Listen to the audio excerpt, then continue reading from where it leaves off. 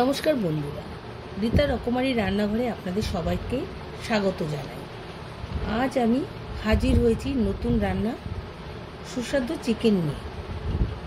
প্রথমে কড়াইতে সর্ষের তেল দিয়ে গোটা গরম মশলা, তেজপাতা, পেঁয়াজ ভেজে একসাথে নিলাম।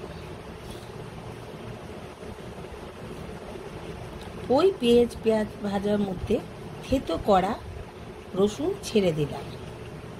ছেড়ে দিয়ে নাড়াচাড়া করে রসুন বাটা, পেঁয়াজ বাটা, আদা বাটা দিয়ে নাড়াচাড়া করে ওর মধ্যে লঙ্কার গুঁড়ো, টমেটো, কাঁচা লঙ্কা দিয়ে নেড়ে নিলাম।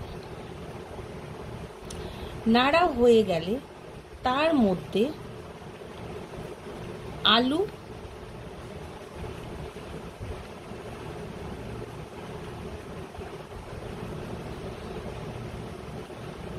আলু দিয়ে নাড়াচাড়া করে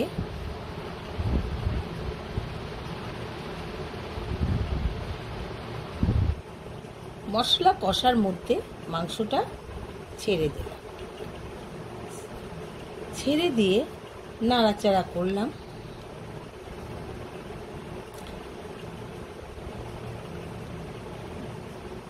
নাড়াচাড়া করার পর একটা থালা দিয়ে ঢেকে দিলাম।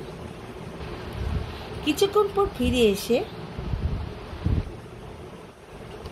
ঢাকনা সরিয়ে তার মধ্যে পরিমাণ মতো জল ঢেলে দিলাম।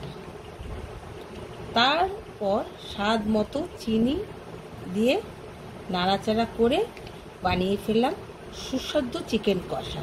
রান্নাটি ভালো লাগলে চ্যানেলটি সাবস্ক্রাইব করতে ভুলবেন না।